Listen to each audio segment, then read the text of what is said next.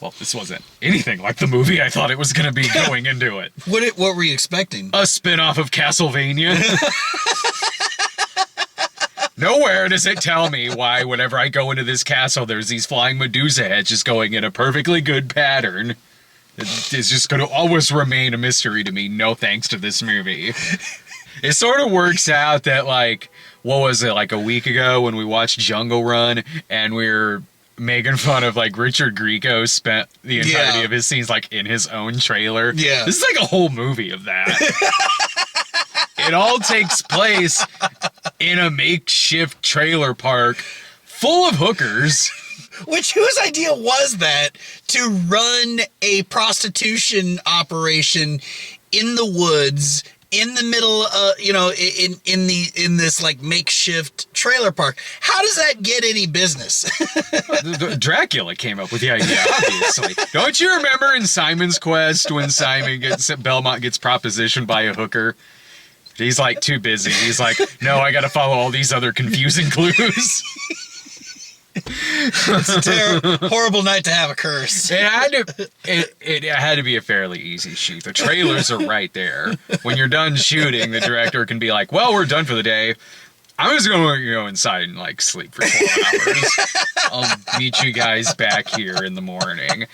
This is a movie about a group of hookers who live, again, in this makeshift trailer park in which one of them is bit by, assumingly, a magical snake that over the course of the movie, she starts slowly turning into the snake and shedding skin and biting her own johns, which may have something to do with a much larger cult full of snake women hookers. I don't know. I'm gonna rethink my birthday party coming up this December. So snake hookers. All right, I'll keep that in mind. I'll try my luck with wasp women instead. Snake hooker things. I kind of like that. Now, by wasp women, do you mean like uppity, high class? No, I mean literally they turn into wasps and have sex with you. Like in the movies, in the wasp women movies, especially the one from the 90s, which was freaking crazy, a lot crazier than this movie. I do like that our main character is like a heroin addict. Mm-hmm. So you could, through a lot of it, sort of say like, well, is this really happening? Or did she... Is she just on drugs? Yeah, did she inject herself with the wrong kind of apple juice and just sort of thinks she's a snake and starts strangling her own johns? I mean, it is kind of an artsy movie, so it seems like the kind of movie where you could put forth that theory, except the opening scene is a John coming in, and there's a girl sitting there in shadows, but you can still tell she's got like a snake head. Face. A snake face, yeah. And the John, I mean, he's already paid money. He's like, well, you still got a nice body, so the lights are already out. I just won't look at you in the face that much, but we're still doing this. So in the movie, I was like, well, I guess this is all really happening. Otherwise, the opening scene doesn't make any sense. There was things I appreciated about this movie. It's not the movie I thought it was going to be going into it. Like, I was expecting some, like, crazy shit. Like, I mean, it's this random direct-to-video horror movie we're watching. I was expecting something like The Asylum, and this is less like The Asylum and more if someone from The Asylum was like, you know what, I'm gonna branch off and make my own like art house horror movie, but on the same budget. Yeah. It is a very character-based movie. You spend a majority of the time with these characters in this hooker community that they have and seeing all of their interactions with each other and kind of how they live and how they make money, and it is very focused on our lead, but the characters aren't that interesting. Yeah. Like, that's why I'm like, you make this case for like a character-driven story, and I'm like... No, it is, because it's way more focused on following around this person than it is doing a lot of really far out extreme horror sequences in it. There's way more scenes in this movie that's about the drama within this community and these creepy Johns that are hanging around and her drug addiction and her sort of friendship with these other women that are there. There's way more time devoted to that than there is really much about the snake stuff. So I at least sort of appreciate that ambition. It's not that the performances are bad in the movie. A lot of it is just kind of directed and delivered very dry, very quiet, very monotone. And it does seem like that's the intent, but the characters really aren't that interesting enough to carry it. Right. Or to rise above the kind of very dry reading that the movie has. Let's talk about the writing a little bit. Did you understand like any of the dialogue or what was really going on in the plot? Because you got the hipster guy that I guess was a drug dealer. Was he the drug dealer? I think so, yeah. I thought he was the pimp. I wasn't sure. Oh, that's the old lady. I thought maybe there was like a hierarchy of like pimp, madam, and everything. But like I kind of figured he was the pimp, and that. So I guess that's what I'm saying. Like even we're not sure what that dude really was. I just thought he was the drug dealer, and that maybe he also brought women to her or something, and was like a recruiter. That's kind of what I thought. Well, I mean. It's kind of an artsy movie, so if you don't know, I'm not going to tell you. You should already know, dude. And, you know, if you don't know, then... What, you don't know? Then, I'm afraid I can't help you out. Just go look it up on a message board or the plot. Do your research. Do your research on Wikipedia. Do your research through the plot synopsis over on Wikipedia. I did appreciate that. There's things I could criticize about it. There's things I am criticizing about it. But also kind of go along with some things I admired. Like, let's talk about the effects. The effects are very obvious. You can tell how they're done. They're very costume shop effects. I at least appreciated most of it was practical. With the exception of that awful effect at the end of the film. Right, yeah. Where it's like, they saved the CG for that scene, and that's the worst effect in the movie. And to its defense, how else could you do that effect at the end? You could find a way. You could find a way to do that effect. Sure, I'd admire that at least better than what they did at the end of that film. Granted, that shot was the biggest laugh in the whole movie, so I'll give it that. But a lot of the effects is like, you could tell there's some fake teeth in there and the contacts she's got in. Yeah. I did kind of like the face. I dug the contacts. I did too, actually. I'm like, that 100% looks like contacts. Yeah. But it was lit well, and it was kind of creepy when she looked up at herself at the mirror. I'm like, all right. You know what? I appreciate that. The skin peeling I kind of liked when she was peeling it off in the mirror, and there was the snake skin underneath it. There was a low budget, certainly. But I'm like, I appreciate that they're putting a little bit of effort into this. Like, I can tell how it's done, certainly, but they're trying in regards to some of these effects and even these characters. It's not fully succeeding because it's not a very entertaining movie. No, it's not. It's not. And if you're going, I imagine there's not going to be a lot of people that make it through it, because if you're going into this movie, you're probably thinking it's going to be something for like a bad movie party night. We're putting on some asylum type movie. Here's this thing that's talking about hookers turning into snakes and killing people. You're probably expecting, this will be a good double feature we can have with that Jungle Run movie that we saw last week. Yeah. That you're not going to get any crazy shit out of this movie. You're not. It's a very dry, slow burn horror film that's not especially very entertaining. If you want some crazy shit, again, watch that 90s Wasp Woman movie that's chock full of wasp sex and nudity and a bunch of crazy shit in that movie. This is a movie about hookers and snakes and killing Johns, and it doesn't even have any nudity in it.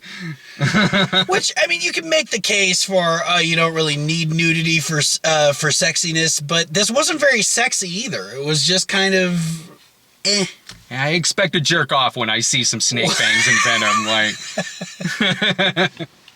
And sorry, you've only got me at like a half chub. I can maybe squeeze out some dust. There's just more entertaining things like this that you could watch, even other things that you're... To describe the movie, it sounds like wolf meets cat people crossed with Ken Russell's whore. And all of those three movies I just said, you'll have a much better night with than watching this. True. But I appreciate at least some of the ambition it was trying to have. Yeah. It was trying. It was. And I'll give it that. I will. As this is, where do you stand on a grade for it? Oh, you want me to go first? Because Yeah. that's just the thing. Dude, this is getting an F. You're giving this an F. I'm giving it an F. I Yeah. was bored. I was lost. About the only thing that amused me was hipster dude's Mongo Jerry horn on his Sure. car. Yeah. He'd roll up honking. Yeah. It was like, that's pretty cool. I'm not going to give it an F because, and I get it, it's not a very entertaining movie, and we were playing on our phones quite a bit. Yeah. It.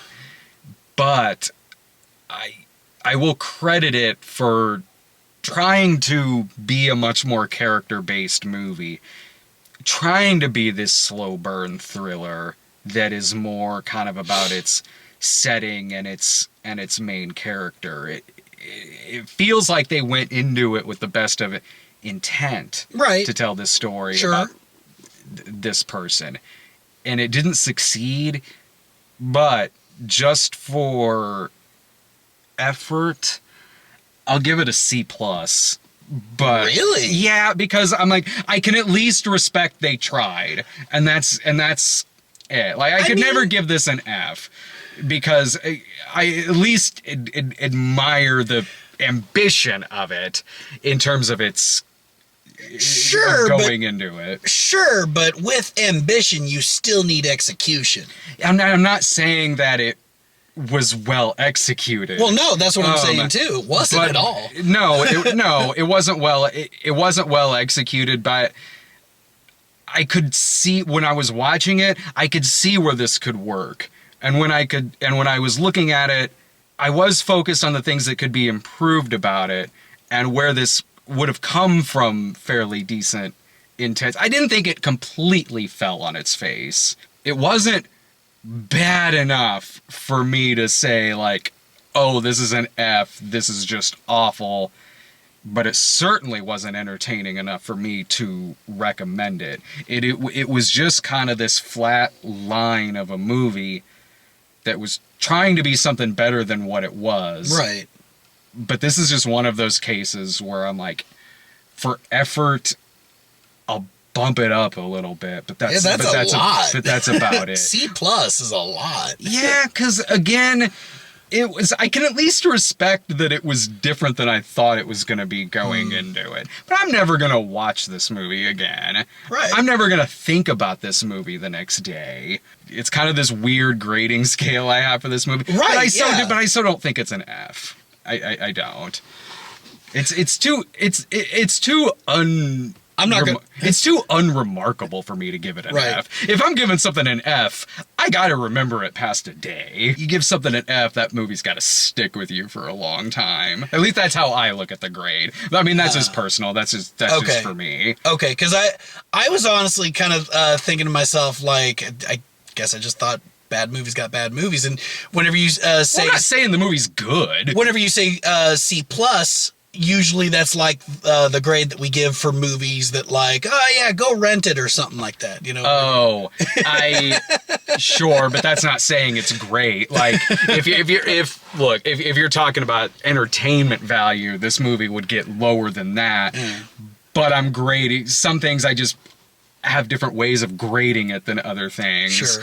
This is more just towards the intent of the movie and what they tried to do, and I can at least admire that. No, and like I said, I'm with you. I definitely recognize their ambition, but you can't just. I don't think a movie can just go on ambition alone. You know, execution is also important, and since they didn't really deliver on execution, Yeah, I mean, but that's not why. I'm not saying it's good. Like, I'm not recommending the movie. Okay. I'm just saying it's just such a middle of the road thing for me. Like, it's just this kind of movie that was mostly monotone throughout it. And because of that, there was nothing outlandishly bad in it for me to say, like, oh, I give this an F, and boy, is this going to make my year's worst movie. No, I'm not going to remember this for a while. But again, there wasn't anything that great about it either. Gotcha. So I couldn't even recommend it as that. It's just there. It's just something that's just kind of there. I wish it was better than what it was, because I could see what they were trying to do in making this. But I think it would have been better if, like, she was, if she became Medusa sooner and just, like, went on this rampage or something like that. That would have been an awesome movie right there. Yeah, but there might not have been. They already spent a lot on those trailers. The Asylum would have done it. The Asylum would have said, we only have a few nickels left after these trailers, but we still got to do it.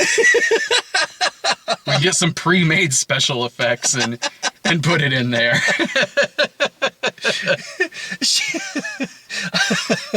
I love it because I made that joke in the at the beginning of the movie. Well, there's the budget right there. They spent it all on those trailers. Yeah, unless they just snuck into a trailer park and went there while people weren't worried. By the way, going back to Castlevania, do you know how I know Simon Belmont is from the Midwest? How? Whenever you run into something in the game, he says, oop, oop. Oh. Yeah. Come on, I saw someone put that, not that particular joke, but a whoop thing, like, about the Midwest the other day on Twitter. It might have been Sarah. And so it didn't hit me until a week ago. I was like, yeah, I guess a lot of us do say that here in the Midwest. I say it a lot. So I guess that is a Midwest thing. You learn something new every day. Take care.